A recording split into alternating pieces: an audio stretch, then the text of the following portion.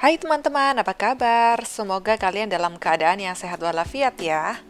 Semenjak kesuksesan daripada seri bincang-bincang pertama mengenai scholarship, makin banyak sekali request dari kalian untuk mendatangkan bintang tamu lainnya. Nah, kalian sudah nonton belum video yang pertama?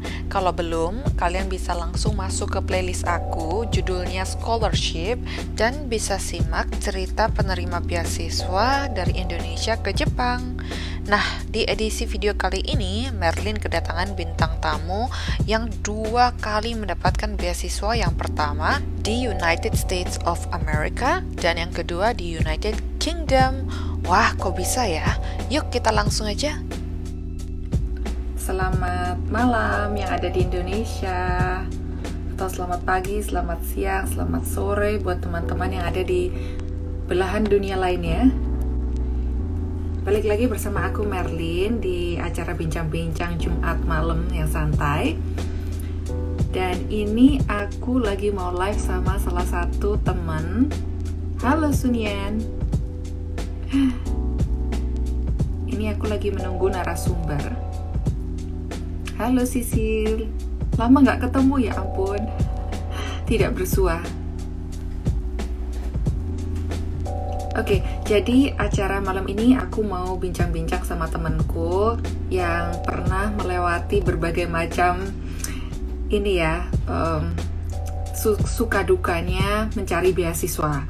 Dan dia nih namanya Andreas, dia telah sukses mendapatkan beasiswa 2 kali. Yang pertama itu dia dapat di US ya, dia akan bercerita lebih panjang. Ini sambil nunggu orangnya masuk. Kalian boleh stay tune, kita bakalan live selama kurang lebih 1 jam ya. Karena IG live ini batasnya cuma 1 jam teman-teman.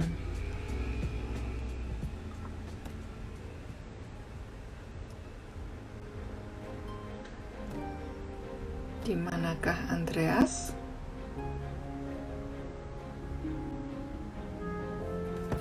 Oke. Lalu tadi lanjut kedua, beasiswa yang Andreas dapatkan yaitu beasiswa LPDP, dan dia itu sempat ke United Kingdom ya. Jadi hari ini aku penasaran banget, aku pengen bincang-bincang sama Andreas. Dan kalian juga boleh lemparin pertanyaan di kolom komentar. Jadi kita simak aja yuk.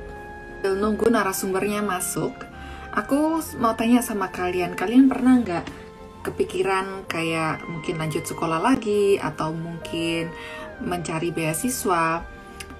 Aku mau tanya ini tuh karena beberapa orang itu sempat nanyain gimana sih caranya sekolah lagi tapi yang murah karena nggak punya dana atau mungkin terhalang dengan ya berbagai macam situasi di keluarga mereka masing-masing. Terus aku tuh kasih saran, kenapa kok kalian nggak coba beasiswa? Karena kan beasiswa itu banyak banget ya, terutama disediakan untuk negara-negara yang berkembang kayak Indonesia. Itu tuh banyak sekali, mungkin puluhan ribu atau lebih ratusan ribu beasiswa sebenarnya yang kita bisa dapatkan. Itu tuh cuman tergantung dengan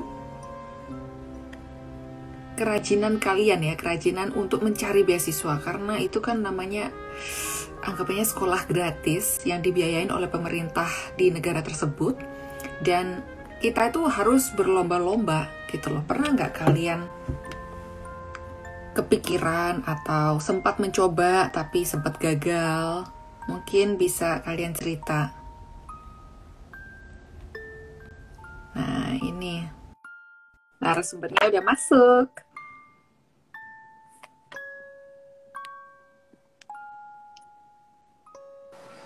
Hai Merlin. Halo Andreas, dengar suaraku? Apa kabar? Dengar, jelas kok. Apa kabar? Baik. Dirimu bagaimana? Baik. Udah WFH 8 bulan dan tapi masih oke sih, masih baik. Masih oke ya. Sekarang sudah jam 8 lebih 17 di Indonesia. 17 ya. Oke. Aduh, sampai kameraku jatuh. Ini saking nervousnya. Gimana, Andreas? Mungkin kamu bisa perkenalan sedikit. Aku tadi sudah buka sedikit sih sambil nunggu Oke. kamu masuk. Oke, ya perkenalkan nama aku Andreas. Biasa dipanggil Andi, Andre, Andreas. It's fine, anything is fine. Asal selain nama itu jangan. Sekarang kerja di Jakarta dan sekarang kerjanya di HSBC Indonesia sebagai banker pastinya. Dan kesibukan sehari-hari ya kerja WFH karena di Jakarta juga lagi lockdown. Dan basically karena WFH ya mencari kesibukan sendirilah di rumah instead of keluar karena lagi belum safe gitu. Iya, kesibukannya apa nih? Kesibukannya banyak, jadi kayak baca buku, nonton Netflix, belajar Mandarin online, terus kayak apa lagi ya? Itu aja sih sebenarnya. Jadi bener-bener kayak hal-hal yang sebenarnya dulu we take it for granted, tapi sekarang karena kita banyak waktu di rumah, kita jadi kayak fulfill those kind of things yang sebelumnya kita bilang nggak pernah ada waktu untuk melakukannya gitu. Exactly. Bagus banget kegiatannya positif. Nah, Andreas, aku juga mau buka mungkin buat teman-teman yang lagi join. Boleh. Itu sebenarnya belum sempat ketemu Andreas face to face. Kita tuh cuma tukeran message, WhatsApp, Facebook. Di Facebook, iya. Karena aku tuh waktu itu lucu banget. Ini baru pertama kalinya kita tuh ketemu face to face online. Iya. Karena kita udah pernah kayak beberapa kali pengen ketemu di Amsterdam ataupun di Jakarta, tapi pas banget waktunya kurang cocok, jadinya akhirnya nggak ketemu. Dan sekarang si Merlin juga udah di Amsterdam, aku di Jakarta. Ya tambah jauh ya susah ketemu, makanya ketemunya cyber dulu ya sekarang Merlin. Iya, it's okay, it's cyber world. Yeah. Jadi aku tuh terinspirasi ceritanya sama cerita Andreas waktu pertama kali kamu nulis blog ya waktu itu. Blog mengenai perjalanan mendapatkan beasiswa yang pertama yaitu LPDP, dan waktu itu aku CCIP. CCIP, iya. Iya, CCIP ke US. Aku tuh terinspirasi banget. Terus aku sempat kontak kamu, cara-caranya gimana, dan cerita kamu tuh bener-bener bikin aku tuh kayak, wah harus semangat lagi nih, gitu. Nah, makanya hari ini aku mau bahas lebih detail gimana sih perjuangan kamu mendapatkan beasiswa, mungkin juga buat teman-teman biar bisa terinspirasi gitu loh. Beasiswa tuh kan nggak terbatas umur ya kalau di negara-negara lain. Mungkin ada batasnya sampai max 40 atau sekian. Yeah. Jadi buat teman-teman yang masih mid-30s, kepengen, oke aku mau pengen belajar deh sesuatu. Iya. Mungkin Andre bisa share. Bisa, pastinya dong. Okay. Kita mulai dari mana dulu nih? Banyak nih soalnya kan. Singkat-singkat aja dulu. Dari perjalanannya Andre, dari awal. Kepengen sesuatu kenapa? Jadi aku itu kepengen beasiswa itu ketika aku terinspirasi sama teman aku. Jadi temen aku dapat beasiswa duluan ke Amerika Serikat untuk kuliah di sana. Dan sebelumnya aku itu kan kuliah di Medan ya. Dan basically aku nggak pernah kayak ada keinginan untuk kuliah di luar negeri. Karena aku tahu akan kemampuan finansial aku nggak bisa afford untuk kuliah di luar negeri gitu.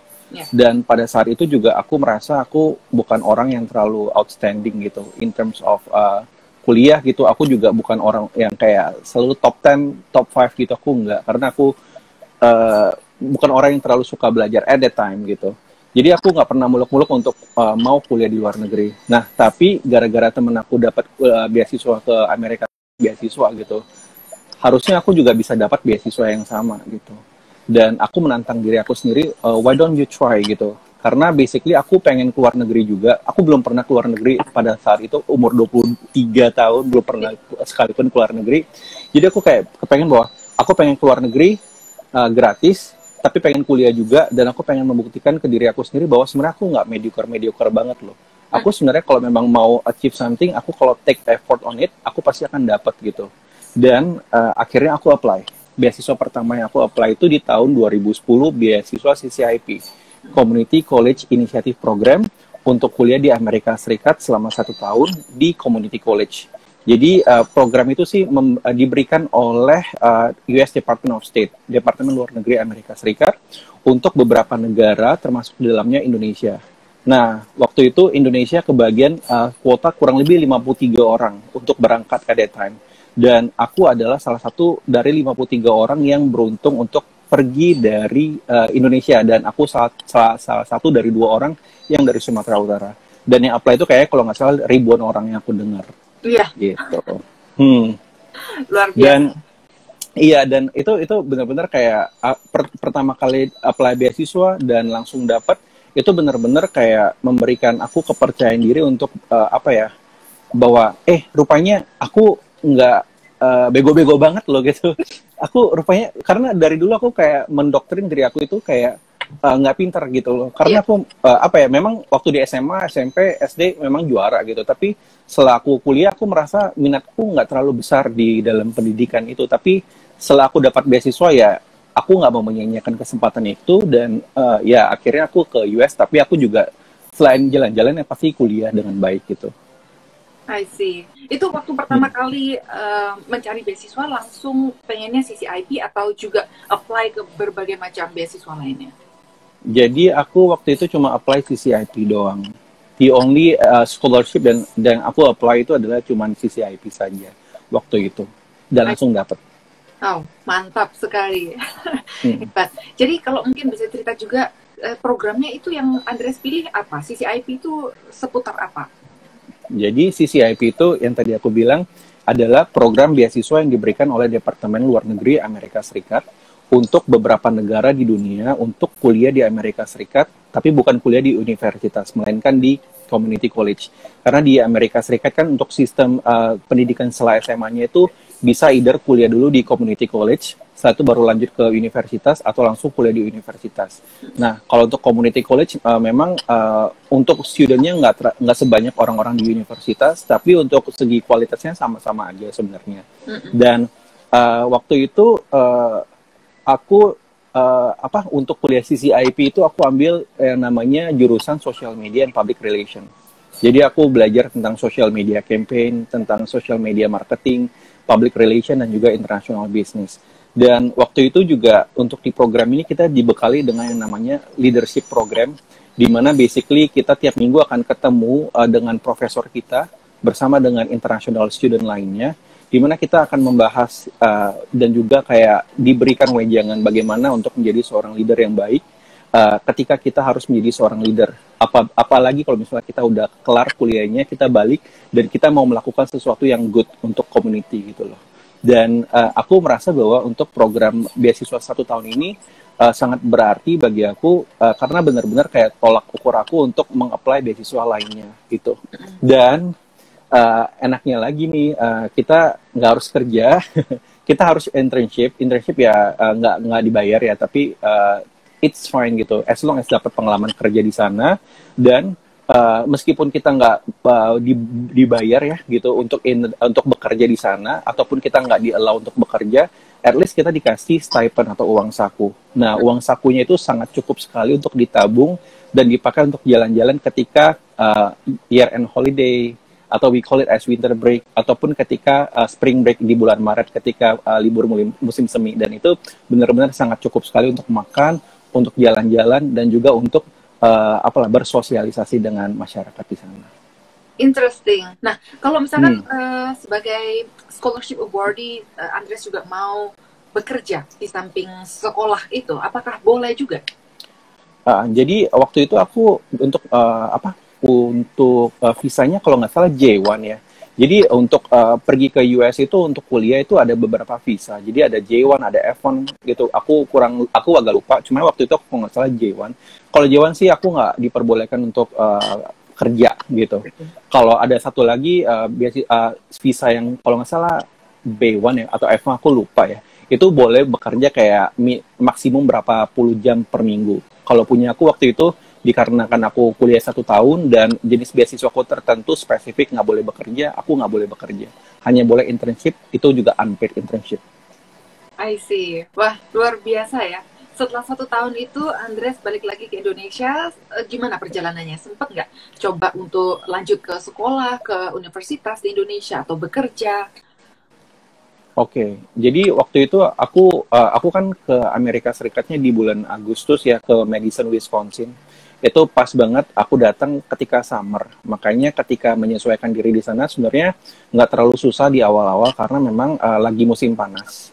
Dan aku pulang balik ke Indonesia itu di musim semi di bulan Mei 2012. Dan ketika aku pulang ke Indonesia itu sebenarnya aku mengalami namanya reverse culture shock gitu.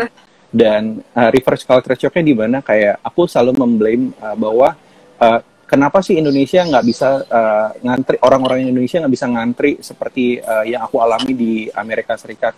Kenapa sih ketika aku lagi jalan bareng gitu ya ke mall gitu dan kita mau buka pintu ada orang yang buka pintu mereka nggak hold the door for us gitu. Meanwhile kalau di US selalu kayak gitu. Dan biasanya juga kalau di US, kalau misalnya kita makan di KFC, kita selalu kayak put the nampan atau tray-nya itu di tempat yang harus ditaruh gitu. Meanwhile kalau di Indonesia, kita ya udah setelah makan KFC, tulang-tulangnya sampai-sampai ditaruh aja di meja. Dan aku frustasi gitu dalam beberapa bulan setelah pulang ke Indonesia, kayak merasa bahwa something is wrong with my country. Padahal sebenarnya nggak ada yang salah dengan my country.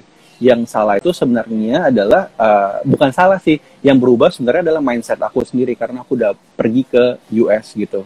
Dan itu benar-benar reverse culture shock-nya benar-benar kayak taking like a couple of months for me to adapt back to Indonesia. Dan aku nggak kerja, even nggak kerja sama sekali, aku kayak 8 bulan nggak ngapa-ngapain, kayak bingung.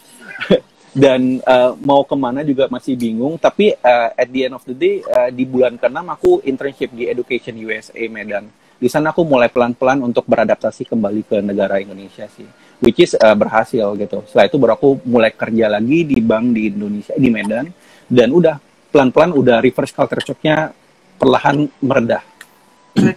Oke. Nah, kita langsung ke scholarship kedua nih ceritanya. Gimana sampai terinspirasi? Oke, aku pengen sekolah lagi. Kayak giat sekali bersekolah gitu. Jadi ketika aku udah pulang di 2012 dari Madison, Wisconsin, itu kan untuk program diploma ya. Aku udah dapat diploma in social media and public relation. Dan setelah itu aku benar-benar giat banget untuk apply beasiswa. Dan ketika aku apply beasiswa, waktu itu aku apply Turkiye scholarship. Aku mau ke Turki, nggak dapet. Jadi setelah itu aku kayak cari cara lain. Akhirnya aku ke US lagi dengan beberapa effort yang aku lakukan lah. Dan waktu itu aku tinggal di Silicon Valley di 2013. Jadi aku tinggal di Silicon Valley, tempat aku kayak cuma 10 menit dari Google Headquarters di Mountain View, dan aku kuliah di San Jose State University. Nah, waktu itu plan aku adalah aku mau living up my American dream, aku pengen stay di Amerika for good gitu. Dan my plan is I want to take my second bachelor degree, tapi my second bachelor degree has to be in computer science. Karena computer science adalah salah satu jurusan yang paling diminati di Silicon Valley, dikarenakan Silicon Valley itu adalah pusat semua tech yang ada di dunia, kayak Facebook di sana, Google di sana, Oracle di sana, dan kayak benar-benar aku jalan kaki 5 menit dari depan komplek aku aja udah Oracle gitu. Tapi dikarenakan aku sakit dan juga aku berpikir bahwa is this the thing that I want in my life? I want to stay in the US for good, and is computer science the thing that I want to explore in my life gitu. Akhirnya setelah aku menjawab pertanyaan itu dalam diri aku sendiri, aku memilih untuk pulang ke Indonesia for good. Aku mengubur my American dream selama-lamanya, dan aku nggak ambil computer science lagi karena I don't think it's the thing that I want gitu. I see. Itu waktu itu di sana juga beasiswa atau dengan biaya sendiri? Jadi waktu itu ada sebagian beasiswa lah. Jadi aku hanya butuh untuk apply for visa and everything. Sisanya kalau untuk dibantu lah sama keluarga gitu. Kalau untuk living cost and everything. Tapi I have to work juga sih gitu. Okay. Nah tapi jadi it's not pure beasiswa. Maka aku pulang. Terus aku kayak bertanya di dalam diri lagi bahwa sebenarnya aku pengen apa sih gitu. Apa sih yang aku pengenin? Apa sih yang aku pengen lagi gitu loh dalam hidup aku, Merlin gitu. Setelah itu aku berpikir bahwa oke, kayaknya aku mau S2 deh. Karena aku nggak mau stuck in my life to do like 8 to 5 job, and that's the thing that I do like from my 20s to the rest of my life gitu. Makanya waktu itu aku decide bahwa oke, kayaknya aku harus apply beasiswa S2. Dan aku harus membuktikan bahwa ketika aku pulang ke Indonesia, udah mengubur impian Amerika aku untuk tinggal dan hidup dan menjadi warga negara Amerika, aku tetap masih bisa sukses di Indonesia. Dan akhirnya aku apply banyak beasiswa, kayak beasiswa ke Taiwan, gagal. Beasiswa ke Australia Award, gagal. Chevening, beasiswa ke Inggris, gagal. Semuanya gagal. Dan sampai suatu hari aku ngelihat ada temen aku yang di Bali, dia posting sesuatu di Facebook dia tentang beasiswa LPDP. Nah, aku kan tertarik, kayak aku langsung tanya ke dia, Beli, ini beasiswa LPDP, beasiswa apa ya? Aku nggak tanya gitu sih, aku tanya, beasiswa LPDP sebenarnya susah nggak ya Beli? Terus dia bilang, sebenarnya Andre, kalau nggak susah tergantung effort kamu. Kalau memang kamu pengen banget dapat beasiswanya, pasti you will put an effort to get the scholarship gitu kan. Nah, akhirnya aku research nih tentang beasiswa LPDP. Oh, rupanya beasiswa LPDP ini adalah beasiswa dari pemerintah Indonesia yang merupakan gabungan dari 3 kementeriannya. Kalau nggak salah Kementerian Keuangan, Kementerian Agama, dan satu lagi Kementerian apa gitu. Dan setelah itu aku usut, iya, dan Mendikbud. Dan setelah itu aku research, aku pikir, oke, kayaknya aku harus apply deh. It's worth it to give it a try. Dan I apply, dan semuanya nggak ada hambatan. Surat rekomendasi gampang, untuk seleksi administrasi aku nggak expect aku dapat, aku langsung lulus seleksi administrasi. Setelah itu aku di assign dan di schedule untuk sesi interview dengan 3 orang, dan 3 orang itu 2 diantaranya dosen, 1 diantaranya psikolog. Dan waktu sesi interview aku kayak baca-baca blog itu, semua orang kayak bilang ngeri banget, kayak semua orang di attack sama interviewernya, dan interviewernya kayak merasa bahwa bukan interviewernya, orang-orang aplikannya itu merasa bahwa interviewernya kayak suka menginterfere hidup orang gitu. Tapi beruntungnya waktu aku nggak merasa demikian. Aku merasakan psikolognya baik, 2 dosennya sangat amat baik, dan at the end of the session of the interview dia bilang kayak gini, good luck di UK ya. Itu kayak udah iya, good luck di UK, baik-baik ya. Jadi itu udah kayak bener-bener udah kasih aku kayak sebuah green ticket gitu loh untuk ke UK. Yeah. Dan aku langsung pada saat itu, oke, I will get this scholarship. Dan bener-bener aku dapat beasiswa ini gitu. Wah, mantap sekali. Mantap sekali. Terus ini mungkin aku juga sambil nimbrung ada pertanyaan sebelum pertanyaan ini terkubur di atas. Setelah nanya ke diri sendiri kayak gitu dan akhirnya gak milih computer science, apa yang sebenarnya kok Andre ingin dalemin? Oke. Jadi waktu itu sebenarnya aku bukan niat aku untuk ambil computer science. It's not the thing that I love. Karena computer science kan lebih kepada pelajaran komputer dan juga math kan. Dan itu bukan major yang aku suka gitu. Aku sukanya uang, bukan suka matematika. Jadi dan makanya waktu itu aku kayak berpikir bahwa aku mau struggle 5-6 tahun lagi nggak, karena basically aku nggak akan hanya bachelor degree aja untuk benar-benar dapat kerja di Silicon Valley, karena Silicon Valley itu daerah yang sangat kompetitif karena semua tech company di sana gitu. Aku harus sampai kayak either S2, S3. Jadi I'm gonna spend like 8 or 10 years to study about computer science, and afterwards I need to find a good job untuk benar-benar pay off everything that I have paid gitu untuk kuliah computer science. Nah, setelah itu aku kayak bertanya kepada diri aku sendiri, was it gonna be worth it if I spend like 10 years to learn something again for something that I don't really want, but for the you know the quality of life that I dream about gitu, to live in America gitu kan. Dan akhirnya ketika aku ngomong gitu sama diri aku sendiri, dan aku merasa juga waktu itu aku nggak happy di Amerika karena aku sakit gitu kan ya. Akhirnya aku berpikir, daripada aku hidup sakit, daripada aku hidup menderita, daripada aku hidup untuk menghidupi diri aku dengan impian orang lain atau impian Amerika, aku lebih baik hidup bahagia dengan hidup yang biasa-biasa aja tapi menurut aku bahagia, dan aku pindah ke Indonesia untuk mencari kebahagiaan aku. I see. Wow, luar biasa. Terus apa namanya tadi yang ke UK? Ke UK. Iya, ke UK. Itu jurusannya yang diambil apa, Andre? Jadi waktu itu aku sebenarnya ambil jurusan International Economics. Waktu itu aku agak struggling dan sebenarnya aku pengen ganti jurusan. Karena aku awalnya aku pikir International Economics itu akan lebih berhubungan kepada ya basically ekonomi gitu kan. Rupanya karena aku ambilnya MSc in International Economics, Itu isinya semuanya adalah matematika terapan, matematika derivatif. Aku nggak ngerti matematika. Jadi aku selama 1 minggu pertama aku struggling banget dan nangis karena aku nggak mau mengecewakan pemerintah Indonesia yang udah memberikan aku kesempatan untuk kuliah di luar negeri. Aku nggak lulus gitu. Dan kalau aku lulus pun aku mau lulus dengan nilai yang sempurna gitu kan. Dan akhirnya aku berpikiran untuk pindah mata kuliah gitu. Tapi nggak dikasih gitu. Karena sebelumnya aku kan pilihan pertama aku Erasmus University Rotterdam nih. Kalau nggak udah ketemu kamu di sana. Tapi karena programnya di Rotterdam Belanda itu 2 tahun, aku memilih yang Birmingham setahun. Nah, LPDP itu waktu itu cuma memberikan kesempatan untuk 1 kali pindah universitas atau jurusan. Makanya aku udah meminta untuk perpindahan dari Erasmus University of Rotterdam ke University of Birmingham. Aku nggak diperbolehkan lagi untuk mengubah jurusan aku dari International Economics ke jurusan yang lain. Nah, oleh karena itu, ya aku nggak bisa nangis terus-menerus dong. Kalau nangis terus-menerus dan meratapi bahwa aku nggak akan lulus, ya pada akhirnya aku nggak akan lulus kalau aku nggak mau berusaha.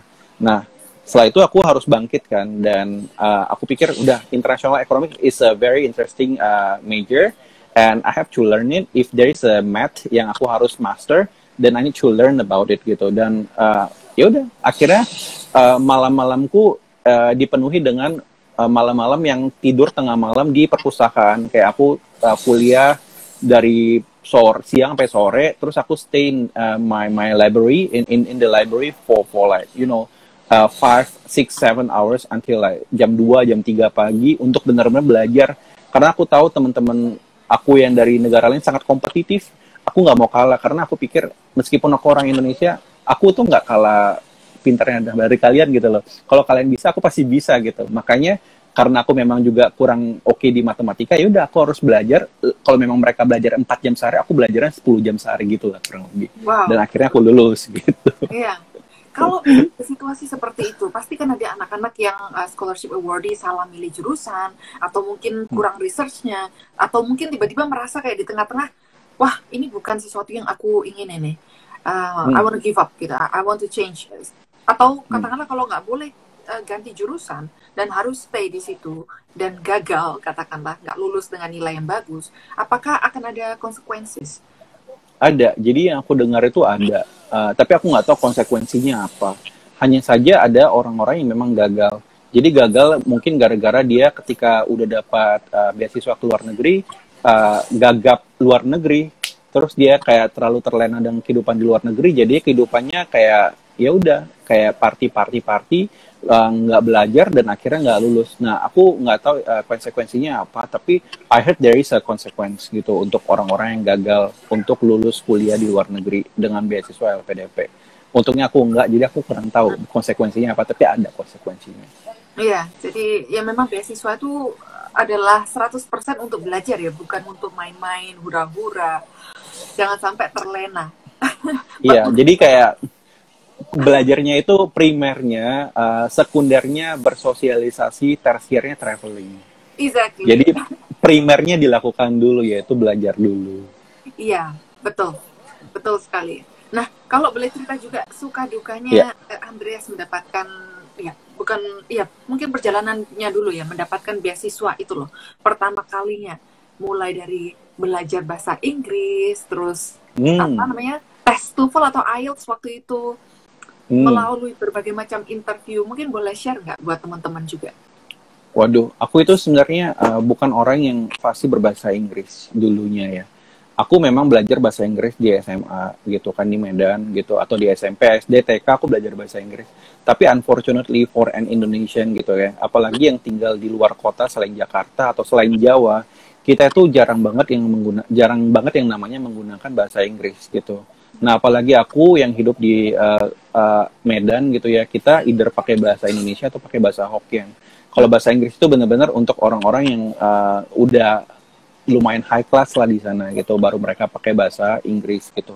Dan karena bahasa Inggris aku nggak oke, ya berarti ketika aku apply beasiswa, aku harus benar-benar memenuhi persyaratan skor TOEFL ketika aku apply beasiswa ke Amerika Serikat. Nah, itu aku bener-bener kayak ambil TOEFL-nya beberapa kali karena di 2 kali pertama aku gagal.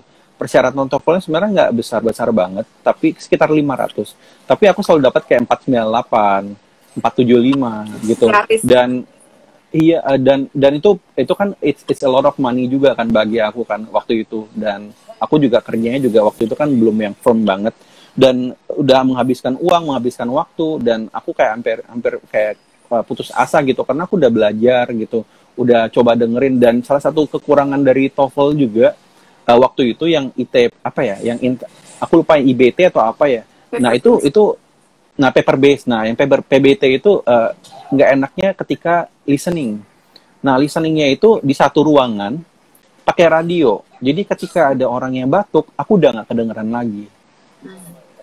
Dan aku kalahnya selalu di sana. Dan aku mudah banget distracted karena aku agak budek dikit kan. To be honest. Jadi ketika orang batuk gitu, aku langsung ke distract gitu, dan aku udah kayak lost semuanya. Dan makanya nilai aku di TOEFL waktu itu adalah rendahnya di listening gitu. Dan tapi akhirnya ya karena aku belajar terus menerus, karena aku nggak mau menyerah. Meskipun aku udah gagal 2 kali untuk mencapai TOEFL 500 untuk apply beasiswa CCIP ke Amerika Serikat ini, aku tetap menggenjot diri aku untuk you have to pass 500. Dan akhirnya aku pass, aku dapat 513 waktu itu. Dan akhirnya aku menggunakan skor 513 itu atau 532 aku lupa untuk apply beasiswa CCIP ke US, dan aku dapat. Iya, tuh. Jadi buat teman-teman yang mungkin bahasa Inggrisnya belum seberapa, jangan putus asa dulu. Ini Andreas nih contoh. Aku pun juga pernah gagal loh di PBT. Oh ya? Aku nggak suka banget tipe yang PBT yang nggak tahu ya, kayak TOEFL itu is not my thing. Dan untungnya waktu itu di tahun 2010-an itu IELTS mulai muncul kan. Terus aku lihat perbandingin sendiri. Ternyata IELTS-nya lebih mudah ya. Sistemnya lebih cocok ke aku. Akhirnya aku coba, nilainya bagus dibanding yang TOEFL PBT yang gatal. Oke. Iya. Oke, waktu itu zamanmu belum ada IELTS ya?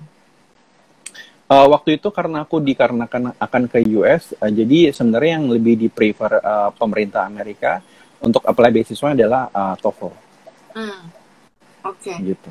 Ya, jadi teman-teman tetap bersemangat walaupun bahasa Inggris bukan bahasa ibu kalian.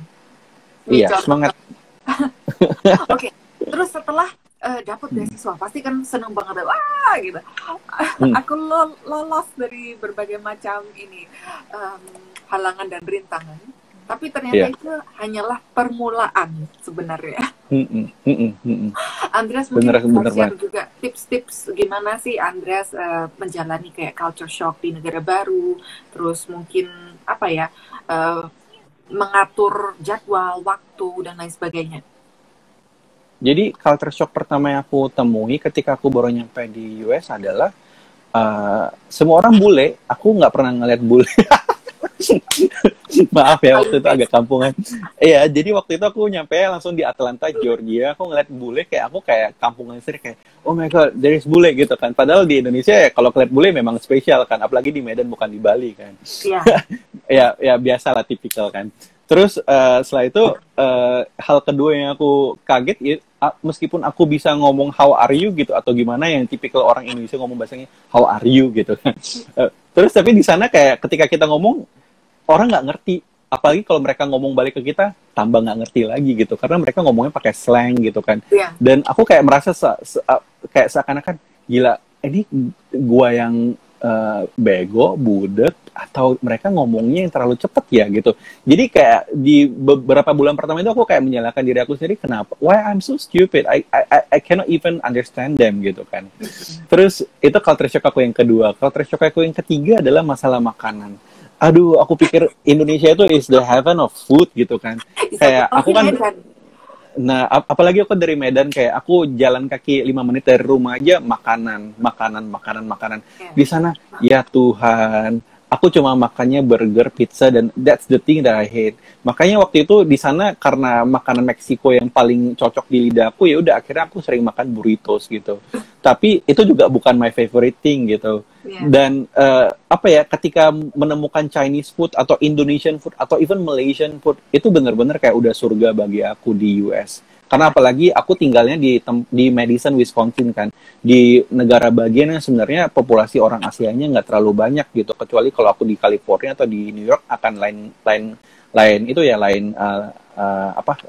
Cerita. cerita gitu. Dan itu yang ketiga dan keempat adalah karena aku seumur hidup aku tinggal di Indonesia, terus tiba-tiba aku ngelihat salju di Desember gitu ya, kalau nggak salah Desember 2 Desember 3 Desember itu salju pertama aku. Itu kayak mau nangis, coba kayak wow, akhirnya aku bisa ngelihat salju gitu. Terus aku akhirnya bisa merealisasikan yang namanya White Christmas di US gitu. Dan itu benar-benar kayak hal-hal yang membuat aku kayak bahagia, shock tapi seneng gitu. Dan semuanya kayak mostly adalah hal-hal yang positif sih, meskipun shock, meskipun mengalami culture shock, tapi semuanya adalah hal-hal yang positif buat aku sih. Wah, luar biasa. Ini ada juga pertanyaan titipan. Mana yang lebih penting? Memilih jurusan terlebih dahulu, terus disesuaikan dengan universitasnya, atau pilih universitasnya dulu, lalu jurusannya? Jadi waktu itu aku lebih kepada memilih universitasnya dulu, memilih jurusannya dulu, baru memilih universitasnya. Jadi kalau nggak salah kan di website ada website namanya QS gitu kan untuk university ranking. Basically yang bisa kalian lakukan di sana adalah memfilter dulu subjek ataupun major yang kalian yang kalian interest gitu ya, kalian suka. Contohnya kalau kalian suka ekonomi gitu ya, nanti kalian akan cek aja ada nggak sih top 100 university di dunia yang ekonominya paling bagus. Apalagi kalau misalnya kalian ekonominya mau yang lebih spesifik lagi, kayak ekonomi. Untuk spesifiknya apa? International economy, let's say. Nah, kita pilih aja. Dari sana, kalau udah kita filter itu, nanti akan keluar sendiri untuk beberapa atau top 100, terserah kalian mau pilihnya top 100 atau top 50, itu akan keluar semua universitas terbaik di dunia, gitu. Nah, jadi saran aku adalah ketika kalian mau kuliah di luar negeri dengan menggunakan beasiswa atau apapun itu, pilih dulu jurusan yang kalian sukai, setelah itu baru kalian cari universitas yang benar-benar mempunyai jurusan yang terbaik di major yang kalian mau ambil di negara tersebut gitu loh. Tapi itu kalau misalnya motif kalian kuliah di luar negeri adalah untuk belajar.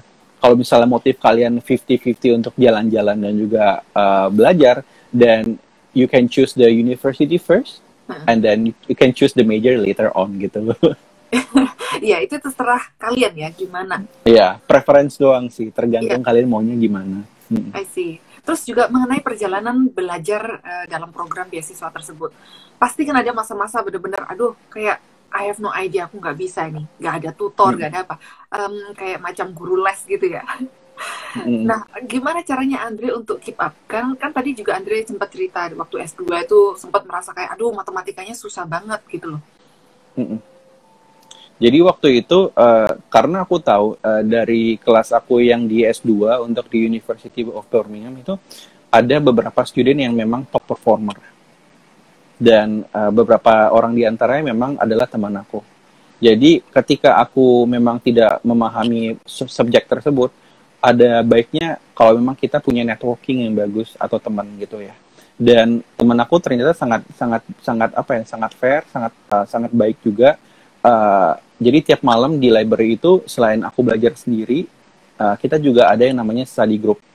Jadi dalam study group ini kita akan membahas soal-soal bersama ataupun teori-teori ekonomi bersama, dan kita akan solve the problem together gitu. Jadi ketika aku kurang paham, aku akan bertanya kepada mereka, dan aku juga kadang bertanya kepada mereka kayak are you annoyed gitu atau gimana, karena aku kan nanya hal yang basic kepada mereka, kan biasanya setahu aku mereka juga udah ngerti gitu ya. Tapi mereka bilang oh not at all gitu, karena ketika aku bertanya, mereka jadi kayak merefresh their mind, merefresh their memories juga untuk pelajaran yang mereka sudah pahami gitu. Dan itu benar-benar kayak win-win solution. Aku belajar dan mereka juga, aku catch up dan mereka belajar dan juga refresh their memories juga untuk pelajaran tersebut. Jadi benar-benar aku nggak ada mentor, tapi untuk S2 aku kerja kelompok bareng sama teman-teman aku. Tapi bedanya ketika aku di Wisconsin untuk beasiswa di Amerika Serikat, aku punya mentor banyak. Jadi di community college aku yang di Madison, Wisconsin itu kita di dalam community college-nya itu ada fasilitas mentoring. Nah, ketika kita punya problem untuk solving the homework and everything gitu kan, kita bisa ke mentoring room itu, kita cari mentor yang mau mengajari kita. Dan waktu itu aku struggle-nya adalah untuk membuat paper-paper dalam bahasa Inggris. Dan biasanya aku datang ke sana, aku udah buat draft paper aku dalam bahasa Inggris, dan mereka akan bantu aku untuk revisi bareng. Makanya aku bisa catch up untuk paper-paper aku dengan murid-murid Amerika lainnya. Iya. Program CCIP itu juga internasional kan? Nggak? Apakah mostly Americans ataukah diverse students? Jadi program CCIP itu diberikan untuk negara-negara berkembang seperti Indonesia, Pakistan, Kenya, Brazil, Costa Rica gitu ya. Tapi itu kita cuma dikumpul bareng-bareng di kayak 3 hari orientasi pertama ketika kita baru nyampe ke US. Tapi setelah itu kita akan dipecah-pecah, kita akan dipisah-pisah berdasarkan major of interest kita di sana. Dan kalau misalnya contohnya aku mau ambil social media campaign, aku akan ambil kelas social media campaign di mana di kelas itu semuanya orang-orang Amerika asli. Dan I was the only Asian student, international student in the class gitu. Dan semuanya orang Amerika. Mereka nggak ada kayak rasis-rasis begitu atau merasa kayak gimana terhadap ya satu orang Indonesia ini yang nyasar? Enggak, malahan mereka kayak amazed gitu dengan orang Indonesia, dengan international student kayak waktu itu mereka kan di masa orientasi. Kalau di Indonesia kan orientasinya pakai ospek yang nggak jelas ya, aku kurang ngerti ya. Kalau di sana masa orientasinya itu kita benar-benar dikasih tahu tentang fasilitas sekolah gimana, apa-apa aja yang diberikan oleh sekolah. Dan di akhir orientasi itu kita diberikan kayak setengah jam untuk presentasi ke depan di depan semua mentor dan juga seluruh siswa, termasuk juga siswa Amerika yang orientasi juga. Nah, waktu itu aku benar-benar ngasih tahu bahwa aku dari Indonesia dan aku nggak terlalu paham bahasa Inggris, tapi aku akan berusaha untuk tetap bisa catch up sama kalian gitu. Dan dengan aku presentasi itu, setelah presentasi semua orang kayak mendekati aku bilang, maksudnya you have done a good job gitu, maksudnya lu udah oke banget, dan kita juga nggak bisa bayangin kita kuliah di Indonesia pakai bahasa kalian dan harus presentasi pakai bahasa kalian di seminggu pertama baru nyampe di Amerika di Indonesia gitu. Jadi benar-benar kayak hal-hal yang kayak gitu benar-benar membuat aku jadi termotivasi untuk bisa kayak aku harus bisa lebih dari orang Amerika atau setara gitu, meskipun bahasa Inggris aku bukan bahasa ibu aku dan aku nggak se-oke mereka untuk ngomong bahasa Inggris, setidaknya ketika mereka put 100% effort, aku akan put 200% effort gitu. Dan mereka nggak rasis. Nice. Begitu juga dengan di UK? Di UK is a little bit different. Kalau di US, aku teman-teman kuliah aku semuanya American. Yeah. Dan aku benar-benar dapat American experience-nya. However, di UK, orang-orang yang ambil S2 itu, terutama yang di business school ataupun di economic school, itu 99%-nya orang Cina mainland. Oh, really? Yes. Jadi di kelas aku nggak ada namanya orang Inggris. Semuanya orang Cina. Okay. Atau orang Indonesia, atau orang Jerman. Jadi, ataupun orang Kolombia. Jadi, kalau misalnya kita digabung satu business school itu 95%-nya orang Cina.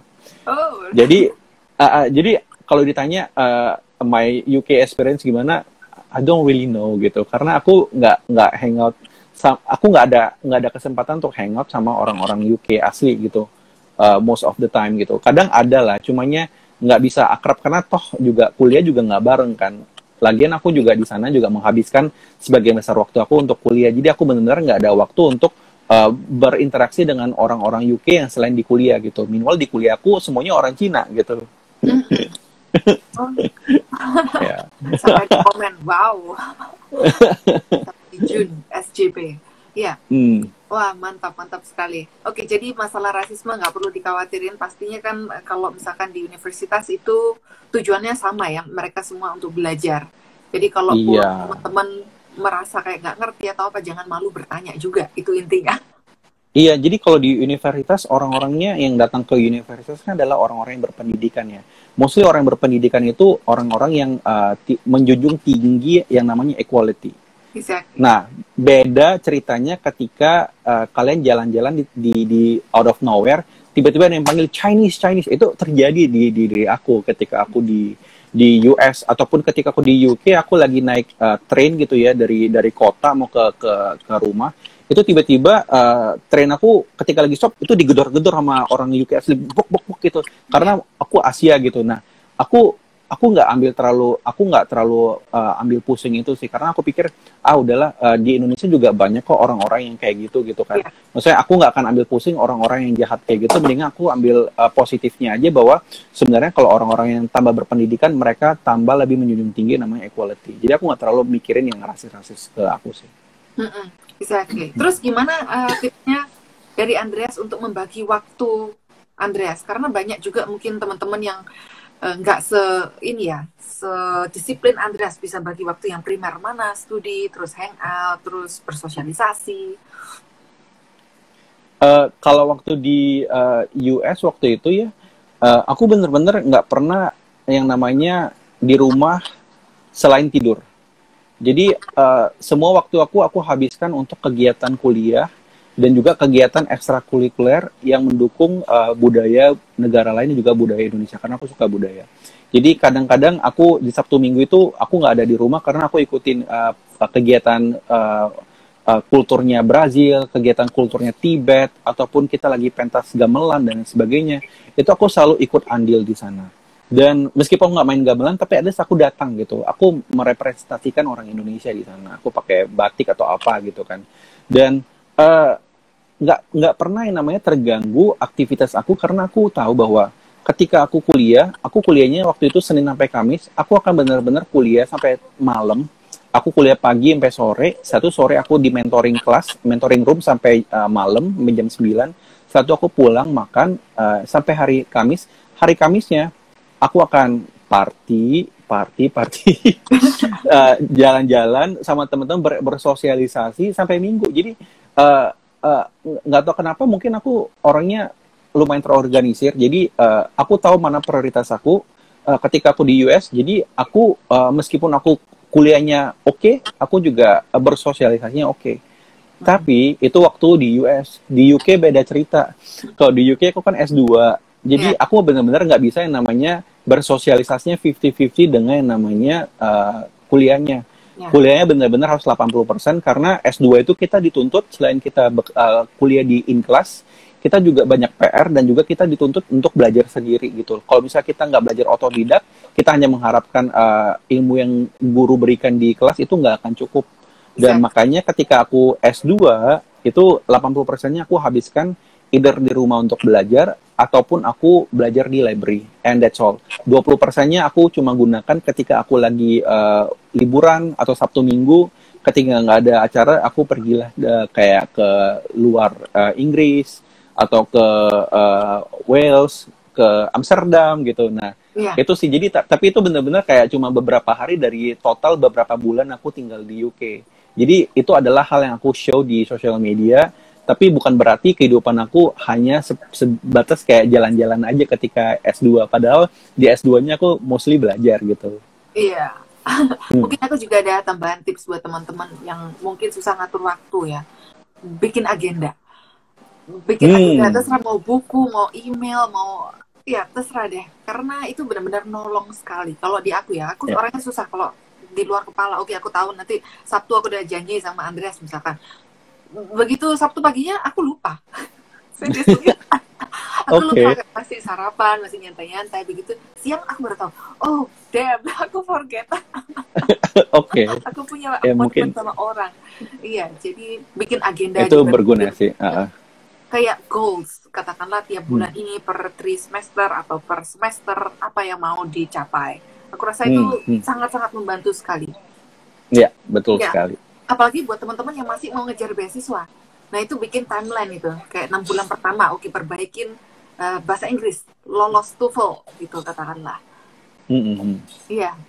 Oke. Nah, Andreas, ada nggak, mimpi untuk lanjut lagi beasiswa? Kalau untuk sekarang sih, aku kira udah cukup untuk S2. S3? ada keinginan untuk S3, tapi mungkin aku akan ambil S3 ketika aku sudah pensiun. Oh, Jadi jogging ya? iya, jadi mungkin ketika aku udah pensiun dari kerjaan, sekarang aku fokusnya lebih ke meniti karir aku di dimanapun aku berada. Sekarang aku di Indonesia, berarti aku meniti karir di Indonesia. Dan mungkin setelah aku pensiun gitu ya, aku mungkin akan kuliah lagi, mungkin S1 lagi, atau ambil S2 lainnya, atau even S3 gitu. Karena aku pikir bahwa aku kan udah terbiasa sama rutinitas gitu ya, sekarang kerja gitu. Ketika aku udah pensiun dan I have nothing to do, I think it's good that I can, start to learn something new. Karena aku pikir bahwa umur itu bukan menjadi batasan untuk belajar sesuatu yang baru. Gitu sih, Mer. Kagum banget. Ada pertanyaan dari Stephen Arianto sekalian. Ko Andreas, ada keinginan untuk jadi akademisi nggak, Ko? Enggak. Kenapa? Jadi basically aku seneng banget untuk sharing kayak gini gitu ya sama teman-teman gitu.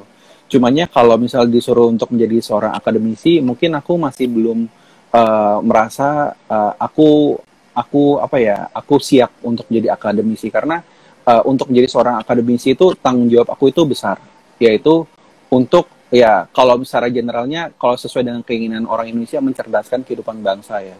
Yeah. Tapi jadi aku itu orangnya kalau memang aku udah tercemplung gitu ya menjadi akademisi, aku pengen semua murid aku itu setidaknya sama kayak aku atau even lebih baik dari aku. Kalau misalnya mereka tidak lebih baik dari aku atau malahan terjerumus di suatu hal yang tidak diinginkan, aku bisa kayak stres sendiri gitu loh.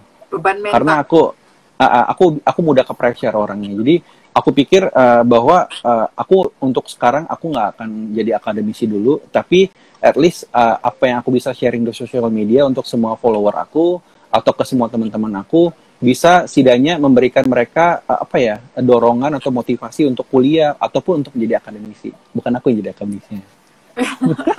Mantap. Oke. Terus aku tadi mau tanya apa sampai lupa saking kagumnya.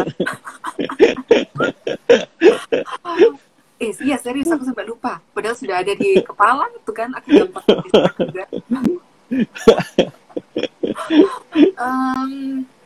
Oke, mungkin bisa juga Andreas bahas kayak buat teman-teman. Oh ya, kemungkinan untuk atau persentase setelah lulus daripada program beasiswa itu untuk mendapatkan pekerjaan baik di luar negeri ataupun di Indonesia itu gimana? Andreas kan sudah pernah merasakan sendiri. Nah, itu gimana? Jadi kalau untuk bidang-bidang studi tertentu ya, untuk mendapatkan kerjaan di luar negeri itu agak susah. Tapi juga ada bidang-bidang tertentu yang sebenarnya menjadi daya tarik dari negara tersebut untuk hire kalian untuk bekerja di sana. Contohnya, kalau misalnya kalian ambil computer science gitu ya, itu kan bahasa pemrograman dan lain sebagainya, itu kan benar-benar hal-hal yang dibutuhkan untuk dunia masa kini kan. Itu chance-nya untuk dapat pekerjaan ketika kalian kuliah di US ataupun di UK itu lebih besar daripada kalian kuliahnya bisnis, ekonomi. Untuk dapat kerja di sana itu langsung susah. Karena apa? Kalau untuk ekonomi, bisnis, bank itu kan biasanya kan kita juga harus tuntut bisa bahasa Inggris dengan fasih kan. Itu salah satu hal yang kita udah lumayan kalah sama orang-orang native di sana gitu. Dan dari pemerintah mereka kan juga akan berpikir ya bahwa kenapa gue harus kasih ke lu, padahal lu juga nggak lebih baik daripada native gue gitu loh.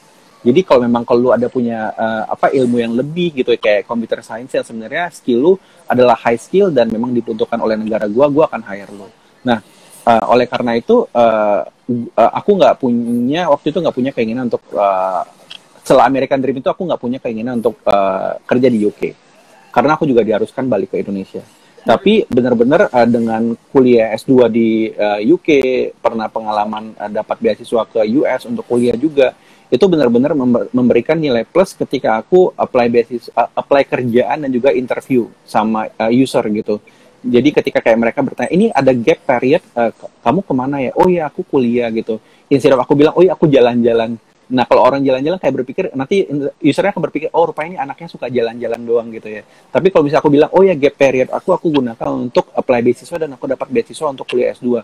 Nah, orang-orang nggak bakalan banyak tanya lagi dan malahan akan kayak cenderung, oh oke gitu. Dan aku pikir bahwa kuliah di luar negeri itu apa ya, memberikan, bukan hanya kuliah di luar negeri ya, kuliah itu memberikan plus point bagi kalian untuk apa ya, dapat apa ya, tiket pertama untuk lolos administrasi gitu ya. Karena biasanya untuk beberapa beberapa job gitu ya, job vacancy, mereka require kayak, oh ya harus lulus S1 gitu.